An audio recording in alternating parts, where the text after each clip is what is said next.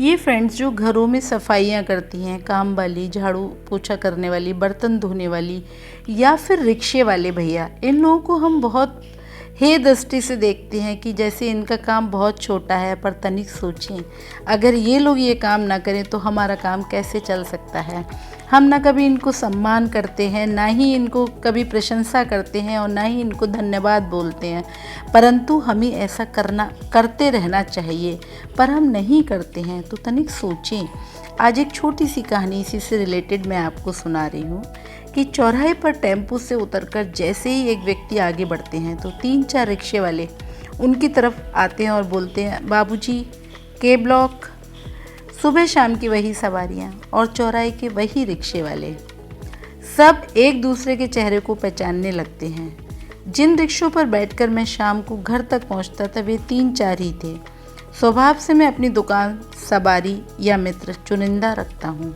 इन पर विश्वास करता हूँ और इन्हें बार बार बदलता भी नहीं हूँ।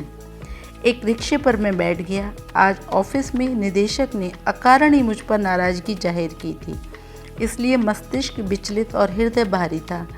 कब रिक्शा मुख्य सड़क से मुड़ा और कब मेरे घर के सामने आ खड़ा हुआ मैं नहीं जान पाया।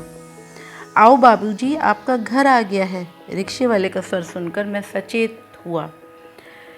रिक्शे को गेट के सामने खड़ा पाकर मैं उतरा और जेब से पैसे निकालकर रिक्शे वाले को दिए और पलटकर घर की तरफ बढ़ गया।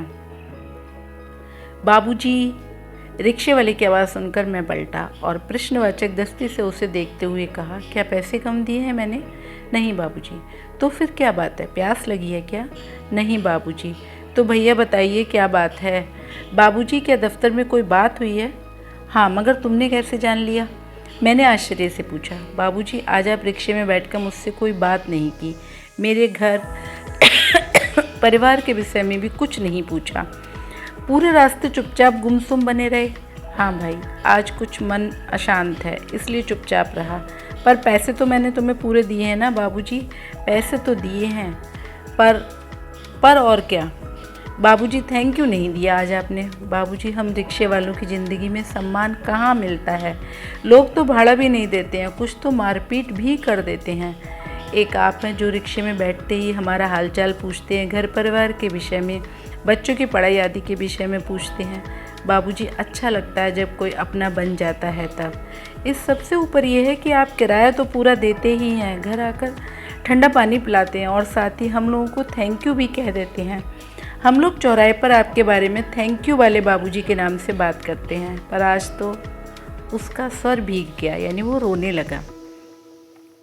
मैंने अपना पिट्ठू बैग उतारकर गेट के पास रखा, उसके कंधे पर हाथ रखा और धीरे से कहा, भाई मुझे क्षमा करना, मन भारी होने के कारण सब गड़बड़ हो गई। मेरे घर तक छोड़ने के लिए तुम्हारा हृदय से आभार और धन्यवाद। थैंक यू भैया, थैंक यू।